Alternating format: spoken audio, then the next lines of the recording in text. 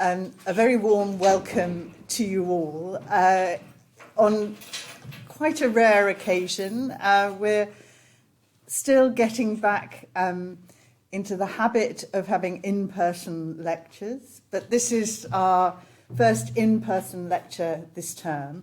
We're also unusually, therefore, realising that it's now being live streamed. The live stream has been on perhaps for a few minutes, and we hope you haven't, those of you not in the room, discovered too many, typical, hiccups that happen in the run-up to the events. But we hope technically everything is fine.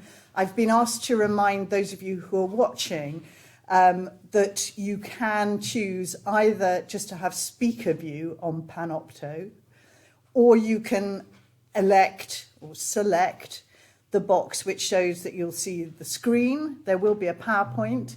Olga Taxidou has a PowerPoint today. And so if you select the box with two screens, you can see both the speaker, Olga, and also see her PowerPoint. But if you have any problems, and sometimes people do, don't worry. You can email APGRD at classics.ox.ac.uk. And Claire Barnes, I think, will very kindly respond and talk you through any technical hiccups. And also to remind you that this will also be available if you have colleagues, friends who are not able to join the live stream today. But I'm delighted. We've actually got a very good turnout. So thank you all here in the room to hear Olga today. Professor Olga Taxidou is with us for 2 weeks. She's already given one really successful workshop and will give another successful workshop on the theme of her lecture today. The second workshop is on Friday of this week. For those of you who don't know Olga Taxidou's work, she has, I think, been the person who has put unequivocally performance and performance studies into every serious discussion of modernism. And it seems, I think, after Olga, really surprising to think that modernism was very often confined to, the canonical handful of usually male scholars, what some people still refer to as hard modernism, with that glory date that we are now 100 years on residing in, of 1922. But Olga and her work over many years has shown just how important performance and theatre have been to an understanding of modernism. Just a little bit about Olga's professional profile. Many years, Olga was Professor of Drama and Performance Studies in the English department at Edinburgh. Currently, she is Professor Emerita, although I believe there's some classicists who even doubt that that's possible. Anyway, she is emeritus or emerita, depending on how you feel about that. And she's also visiting professor in Hellenic Studies at New York University as well. She has, I think, like many great scholars, done a huge amount of important editorial work over a number of years. She's series editor for Edinburgh Critical Studies in Modernism, Drama and Performance. She's been the editor of numerous indispensable reference works relating to modernism. And she's been author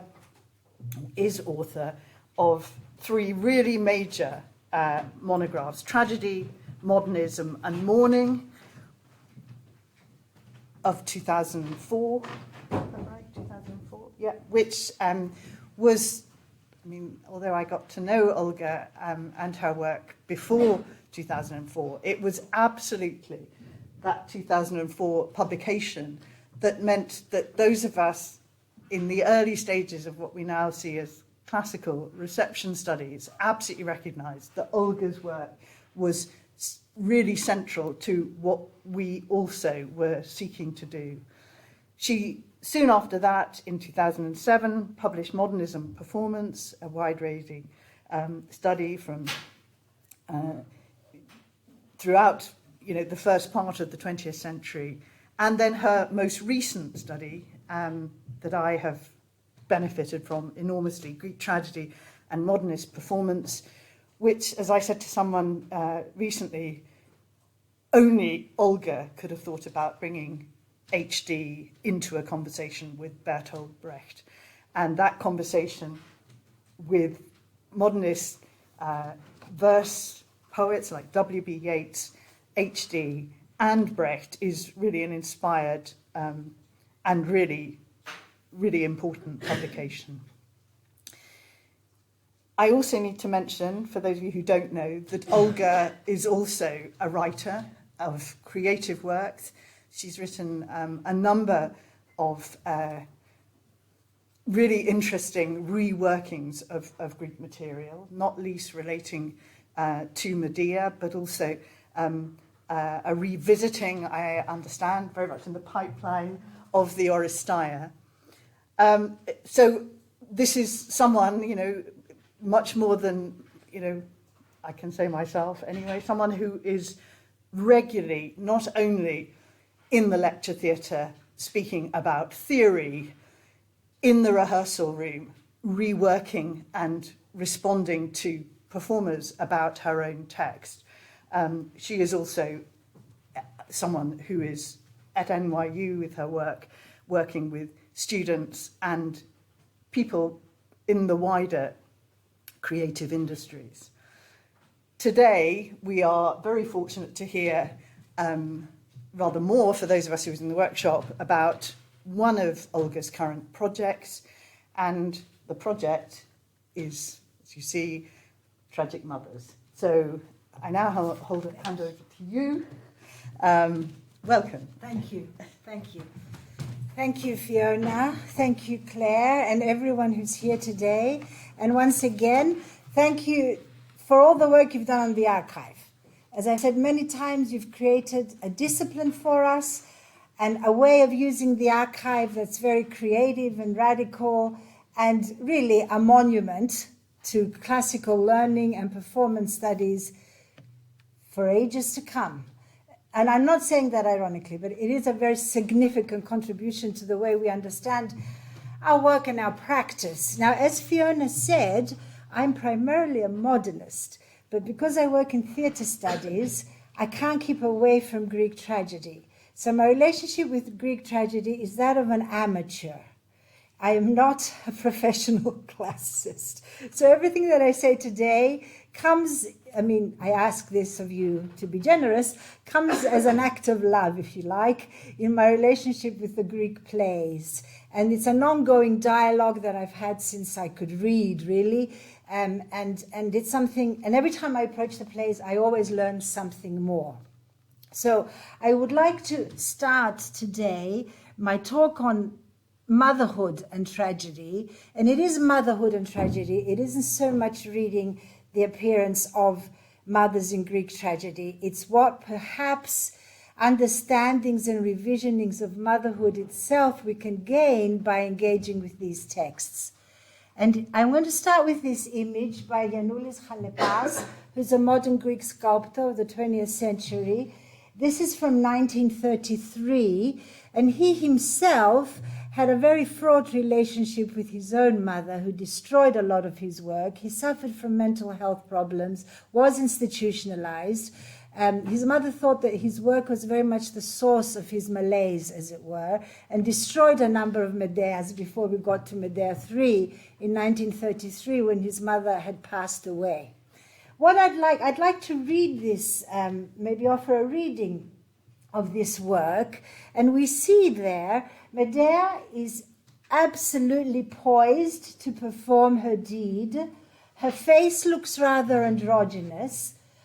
Her breasts, however, are perked up They're almost like pistols in a somewhat eroticized manner. She's holding a knife. There's movement in this piece of sculpture that is driven both by a sense of the divine, if you like. She's, after all, the granddaughter of the sun. But there's also something slightly mechanical about it, because it turns around. It doesn't, obviously, but it's referencing almost a kind of children's toy in the way it comes out of the rock. And of course, coming out of the rock like that, it could also be a reference to Niobe, the ultimate mother who gets punished for being excessively motherly. And I'll come back to Niobe in a minute. So it could be a reference to that, and the way that the nurse references Medea, Medea stone-faced, and possibly also referencing Niobe in the first speech of the play itself. And of course, she's about to perform her deed, and in doing so, she becomes a bad mother. What I would like to do now is point towards several moments of bad motherhood in Greek tragedy, and I'm going to do a kind of greatest hits reading of passages that we already know. But before doing so, I would like to open up the framework that I'm going to use and try and create a couple of ideas that will kind of try and pin some of these readings down.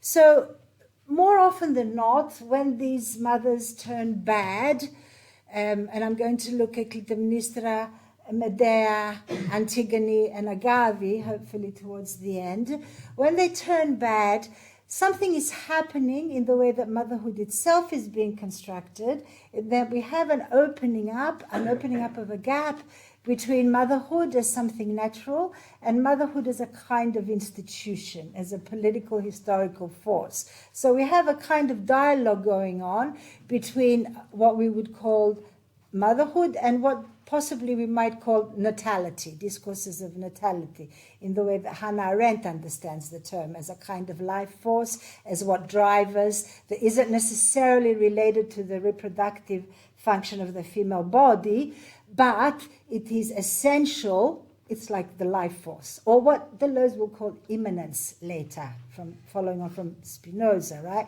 And it's what creates change, progress, and in Hannah Arendt's sense, revolution as well. So these two ideas, I believe, become kind of opened up because these mothers are functioning as biological creatures, but they weren't ever because they were performed by men. But they're also functioning as political, historical creatures in a discourse of natality. And again, in doing so, this also throws up concerns about theatricality itself. These moments, I think, when these mothers are being bad, also express a kind of anxiety about representation itself and about the relationship, again, between reproduction and what Benjamin would call reproducibility, the ability to reproduce. Again, the natal aspect of it, right? And I will try and read this into their actions as well.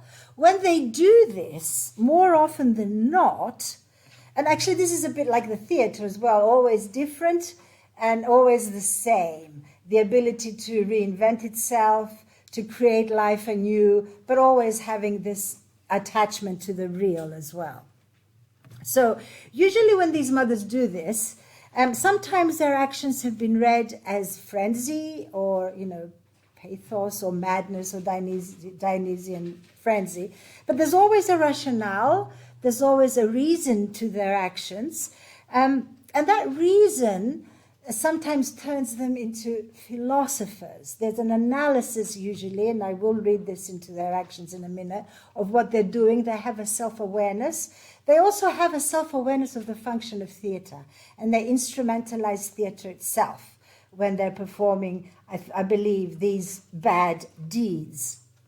And of course, in doing so, in falling back on reason, on a kind of meta-theatrical discourse as well, that says something about the theatre, usually also says something about the lawmaking and law-breaking. They're usually defending some kind of law when they're performing these deeds. And in doing so, they're behaving like men in the Greek sense, because they're reasoned, they're engaged with discourses of the law, right? And in discourses of the theatre. So they behave like actors, but they're also behaving like men. And they're creating, again, a kind of confusion between the feminine and the masculine. Or maybe they're kind of what we call the feminine masculine. I don't know, and I don't have an answer to this, but there is a definite confusion going on when these mothers, in a sense, when they perform the most visceral acts that go against the nature of motherhood, are also employing a kind of masculine discourse and a masculine way of analyzing and creating an argument and a debate about their actions. And again, in doing so, they're separating kind of motherhood from the female body and putting it in the public and political domain, I feel, in the way that Medea does, which is about the politics of motherhood, I think. I'll come back to that later. And then, so when we have this confusion of gender, when we have this emphasis on, as I said, theatricality, what happens when a contemporary performer approaches these roles for the purpose of embodiment and performance? So I tend to feel that they help us to rethink the art of acting itself, and they do something to the art of acting. And in this sense, what I will do, and I will try to do later on in the paper towards the end, is try and draw some parallels between these tragic mothers and the modernist epic mothers, who are performing a similar kind of both theatrical and political function, I feel. The other thing that I want to draw attention to before I go into the readings is that when these mothers perform these deeds, they are also helping to articulate on the stage a kind of language of cruelty, or what would later be called the theatre of cruelty, in the in the Artodian sense, and that's why I think Arto is so influential in in 20th century performances of Greek tragedy itself. But in trying to conceptualize cruelty, to talk about cruelty in the way that might be, yes, visceral, but also might be political, I think they also are informed by this aesthetics of cruelty. And again, as I say, in a long line of materialist thinking about motherhood, this can lead us, and I will try and find parallels between Brecht's epic mothers, or some modernist mothers as well, and these tragic mothers. There's one excuse me. Okay, now, and the idea of cruelty, of course, and how that ties into both the aesthetics of motherhood, but also an understanding of motherhood as not only forever expressing unconditional love, but also teaching us about cruelty in the world, and mothers themselves being cruel. And here I use the word, the more recent work of people like Jacqueline Rose, who wrote that wonderful essay on motherhood, an essay on love and cruelty. And one of the things I think that these bad mothers teach us is not only how to love, but also how to hate, which is very important for our development as spectators and as subjects, as it were. So in this sense, I want to propose a reading of motherhood as maybe, and it's a speculative reading and a speculative idea, if we jumble up all those ideas together in a cauldron, maybe motherhood itself, maybe we could read it as a kind of tragedy, or as part of the sense of the tragic, rather than reading it as romance that identifies with nature or with unconditional love, or as epic as a series of hurdles that we need to get through, and then we're triumphant at the end, or maybe unsuccessful. Maybe if we read motherhood as part of the sense of the tragic, both in its languages of reproduction and in the way it teaches us how to reconcile ourselves with a sense of the tragic in life, it might be interesting in terms of theories of motherhood to see them as an aspect of the tragic. Okay. So that's a very broad framework that I'll be working with, and I know it's a bit of a mishmash, and we can discuss it later. And this is the first time I'm opening up this idea up, and I would be grateful for your comments. So now I want to try and read some of these greatest hits of bad mothers in this context.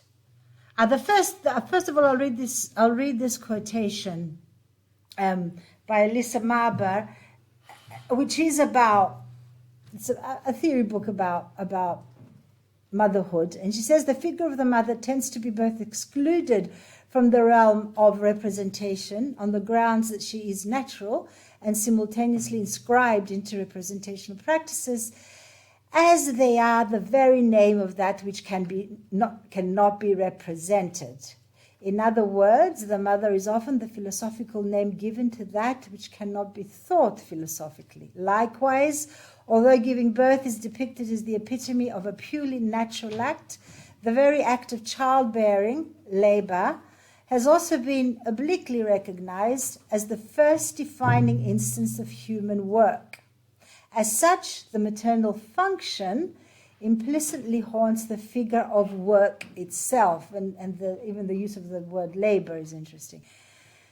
We discover traces of an anxiety that appears to stem from an unacknowledged, uncomfortable proximity between childbearing and the principles of reproducibility more generally. And this is again Benjamin's idea of the ability to reproduce. What does it mean to have a body that has the ability to reproduce and a body that doesn't have the ability to reproduce? And what does it mean now in our context if we put that body on the stage and it's represented by a male actor? And again, what do we lose and what do we gain for contemporary performance if we substitute that body with a biological actor that conflates the role and the performer into one? So, I suggest in part because of the very concept of the mother is haunted from the beginning by a radical confusion concerning birth and death and between presence and absence.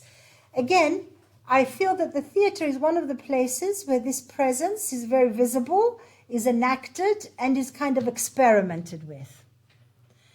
And the first sequence I'd like to look at, of course, is a sequence with Clytemnestra bearing her breast.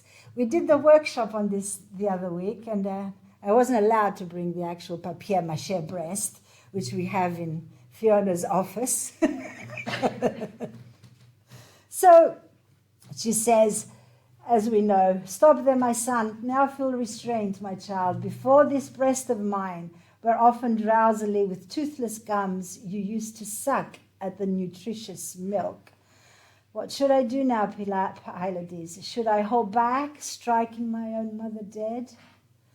What then to make in future of Apollo's Delphic oracles and of the sacred oaths? Treat any human as your enemy before the gods." A very well-known sequence, a very interesting and shocking sequence, Clytemnestra bearing her breast. It's also perhaps one of the earliest uses of a mechanical prop on the stage. And what would it have meant if it was a male actor? Would it have been a mechanical breast? And Oliver Tappin thinks that there might have been a lot of pointing going on, an actor pointing to the place in their body where the breast would have been. But it is a significant moment, right?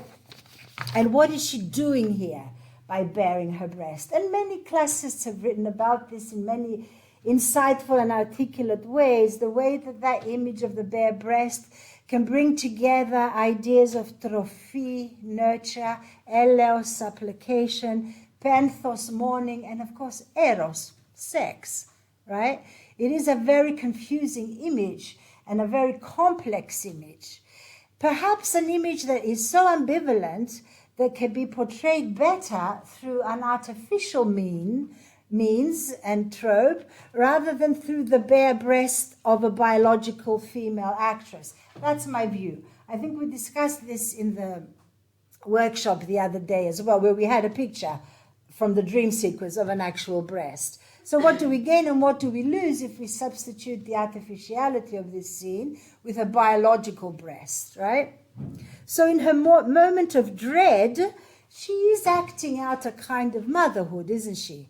She is instrumentalizing or weaponizing her breast, as in that image that we saw in the Medea by Chalepas.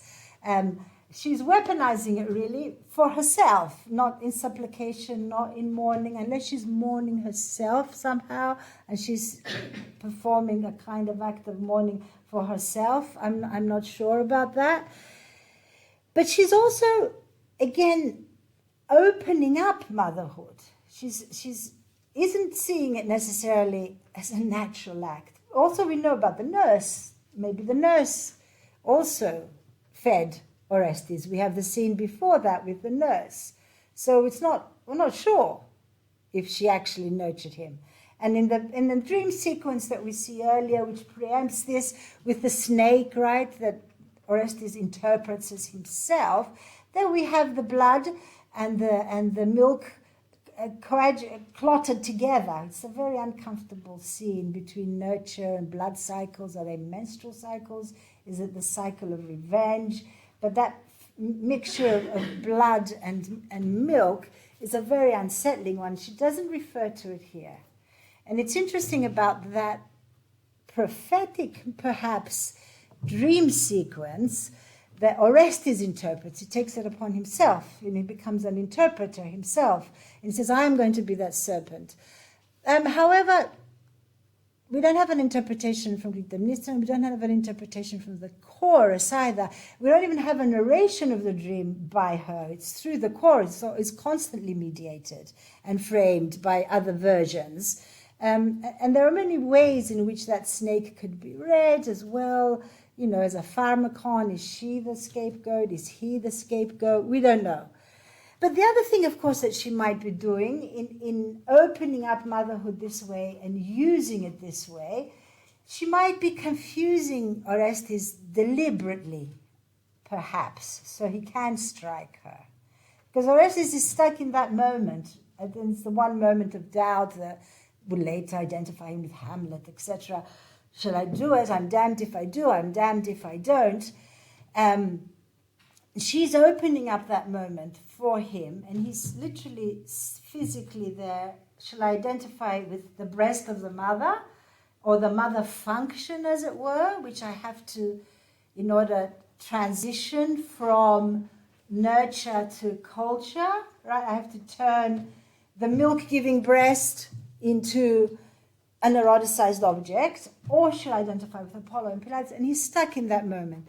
And I think in using this in the verb veste, shame, etc., in sexualizing the encounter, perhaps she's driving him to kill her, to get it over and done with.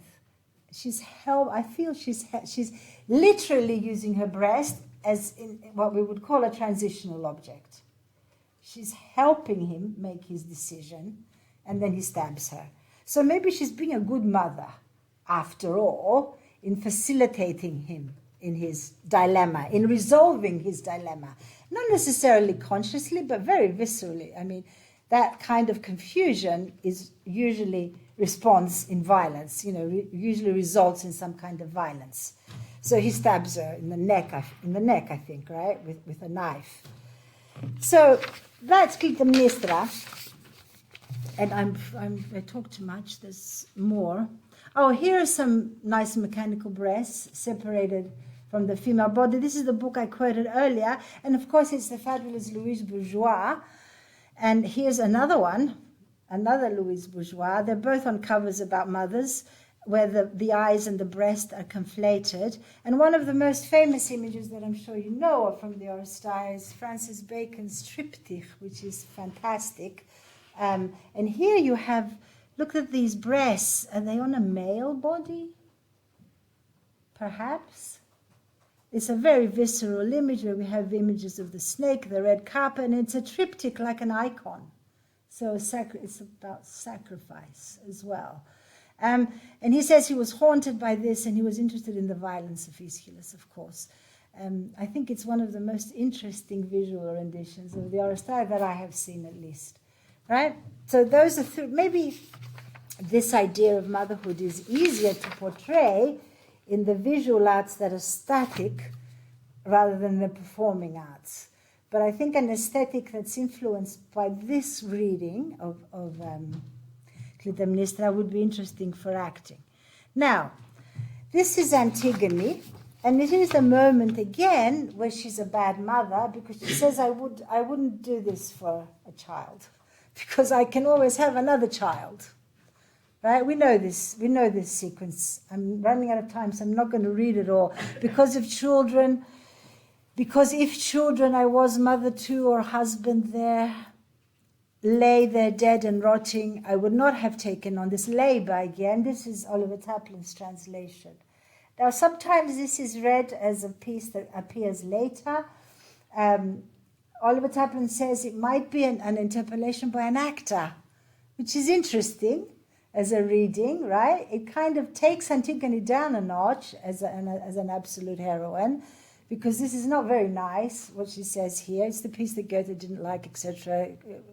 For a long time, people thought it couldn't be Sophocles because it's so incongruous. However, this idea, in some ways, yes, and she's standing for the natal family, but if we open up that idea of natality a little bit more, we could say what she's standing for could be against a kind of reproductive futurity even, right? In the sense that queer theory conceptualizes that idea that the reproductive female body is always about futurity and it's about heteronormativity. And this would be, she hasn't done that, but this would be following on from Judith Butler's Antigone's Claim, which has all sorts of issues. But I think one way of reading this passage could be in terms of natality. Yes, she's representing her father's house and the blood relation, but if we open that natality a little bit more into life in general, so I was born to live, I was born to love and not to hate, but again, that translation doesn't mean I was born to love the world necessarily. It means I was born to love the house of my father, I feel. This is what most translations say. But all I'm saying is maybe we could open it up a little bit more. I'm going to move on because I'm conscious of the time. And here we have Medea, of course. The moment that Medea has this fabulous dialogue with herself, the moment that she splits into two, is an interesting moment for any performer. Of course, the problem for a performer is also the fact that she gets away with it and she can't just be read as a monstrous mother. You know, in the end she becomes her own God on the machine and she's not only vindicated but almost turned into a god herself. There's a lot going on in this play, I feel, about the politics of kingship, reproduction, statehood, and empire, of course. But that moment where she splits into two, I find is a very intriguing moment for a performer, because what is happening there is that the role itself breaks up. It becomes fragmented. And I also would be interesting I have never seen a male Medea, for example. I think it would be interesting if we had a male, because the role is so associated with a certain version of motherhood that's tied in with nature. And at this moment, it allows us to read her, when she reads the for and against, it's a very reasoned moment, it's a very logical debate that she has. So it's like a very male debate, really. And I would read, shall I read it or shall I go on? No, yes? We know the sequence, yes? Why are you looking at me? And her sons are present. So she sees herself through the eyes of her children now. It's also about spectatorship. The children are present, and she's having this debate in front of them about whether she should kill them.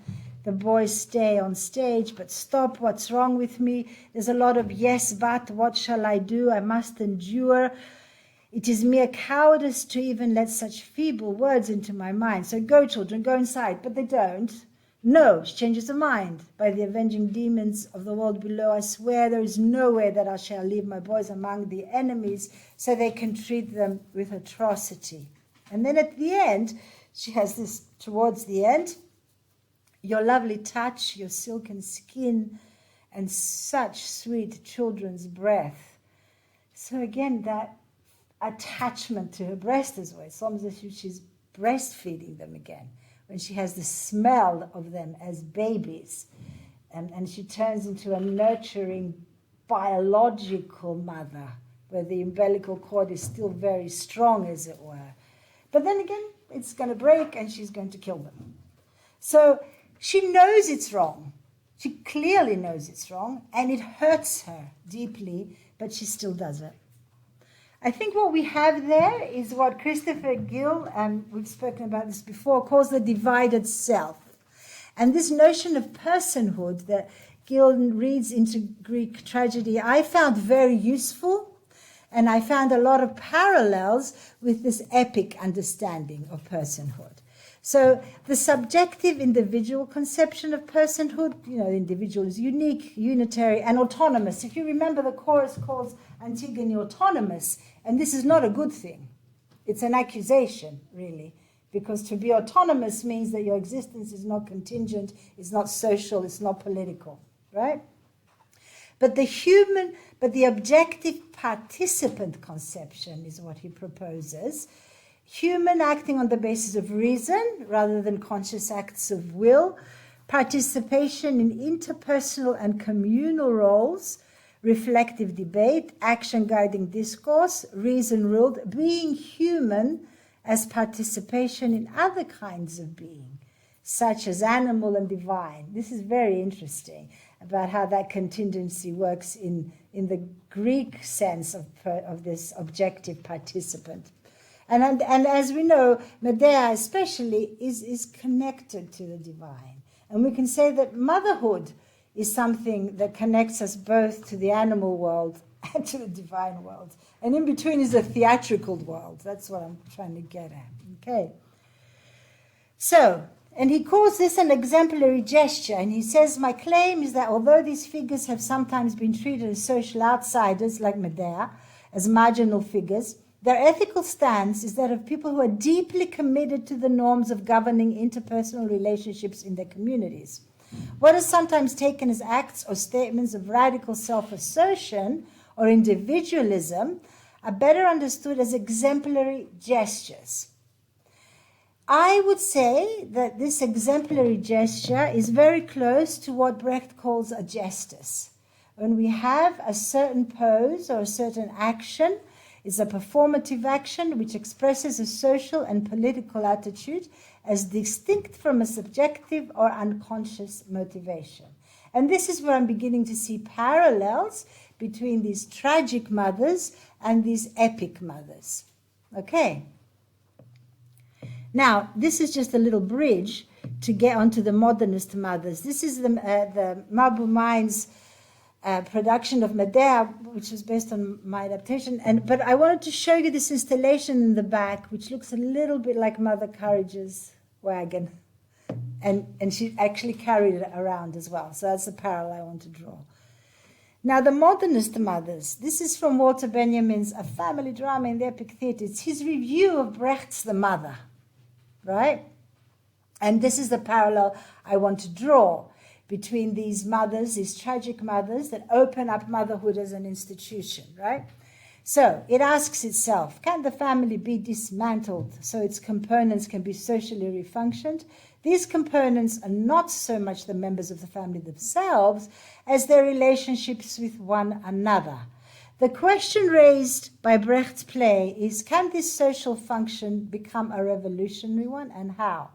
In a capitalist economic system, the more directly a person is engaged in production relations, the more he or she is subject to exploitation. Under the conditions of today, the family is an organization for the exploitation of the woman as mother. And I think that's why the mothers figure so strongly in Brecht's plays, in Tretiakov's wonderful play, I Want a Baby, that isn't very well known, but Robert Leach has just translated it. So the mother functions as a kind of exemplary gesture of how to read the family as the laboratory of capitalism, let's say, or how to read the family as the laboratory of heteronormativity. Now, another thing that's going on, I think, with these mothers, and I'm coming to an end, is the violence and the cruelty. So how to read that violence and cruelty. And I think one of the ways that I would like to propose is reading it as in terms of what Walter Benjamin might call divine violence. And divine violence, he claims, is sometimes violence that we think comes out of the blue, but it's never out of the blue. He identifies it with the violence of crowds, of the violence that breaks out. It's always systemic, and it's always connected to some form of oppression, but it appears to be arbitrary. And it's interesting that he calls it divine. He says, mythical violence uses bloody power over mere life for its own sake. Divine violence, pure power over all life for the sake of the living. And this is where I think that these mothers always have some law to defend. So their violence isn't simply arbitrary or cruel or going against nature. It's also a political violence. And it's violence in this sense for the sake of the living. And I'm going to read one final bad mother, and this is the wonderful Sofia Michopoulou from Theodoros Terzopoulos' 1985 production of the Bacchae. Unfortunately, Sofia Michopoulou passed away this year.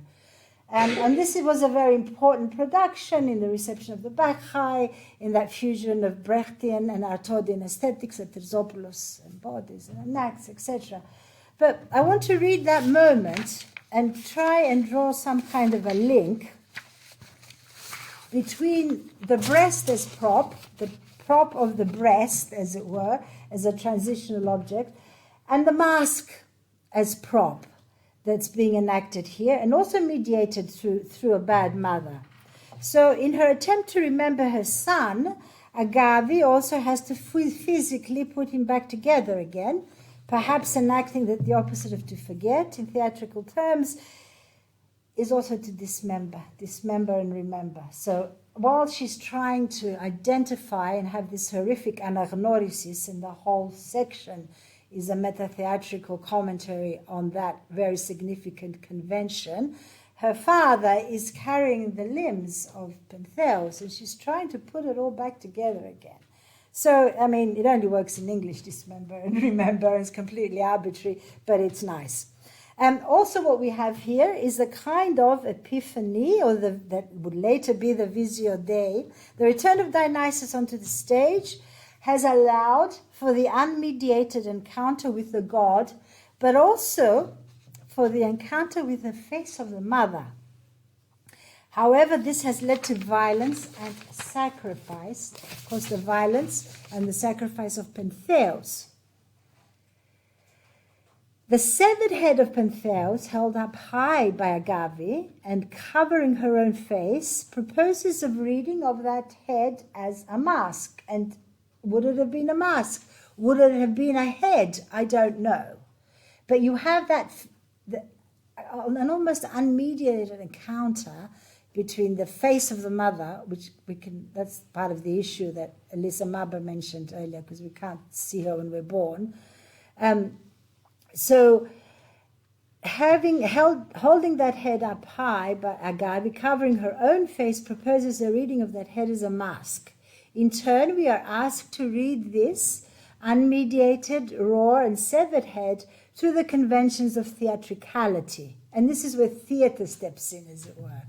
So the cannibalism that is threatened to occur when she calls on everyone to join in the feast is averted by the introjection of the arts of the theatre. It's significant that this figure of the mother literally helps to create these discourses of theatricality. And it's, of course, a monstrous mother who has to kill her son in order for Dionysus to prevail. So, again, she's enacting what Hölderlin will call the caesura, or the gap of the jolt between the discourses of maternity and the discourses of natality. And from a nurturing mother with a body that reproduces, her body becomes a type of stage that enacts reproducibility itself. And this natality that she brings to the stage is seeped in negativity, for it can only be achieved through violence and sacrifice.